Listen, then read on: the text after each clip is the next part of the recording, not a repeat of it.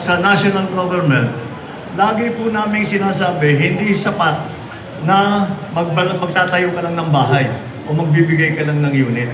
Dahil ang buhay ng tao ay hindi pabahay lamang. Kung hindi, kailangan malapit, meron serbisyo. Ito ang ngayon na ako nakakita na merong health center sa loob. Kaya yung mga nakatira dito, hindi na kailangan lumabas pa ng building nila. Kung meron silang karamdaman, doon sila pupunta. Pinakita ko nga yung malaking karatula nakalagay doon. PhilHealth accredited na.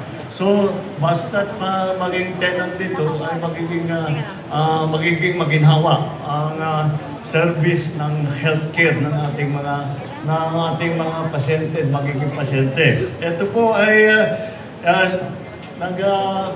nais ko nagpunta ako rito para makihalo, pero ang katotohanan, we will share the credit, pero ang katotohanan gawain ko ito ng Manila City Government. Salamat tayo sa inyong mayor, sa inyong vice mayor, lahat ng city council, dahil ginawa nila yung Manila Urban Housing Ordinance na ginawang opisyal ang pabahay para sa mga mahihirap na Manila resident at empleyado ng gobyerno na salary grade 18 at pababa.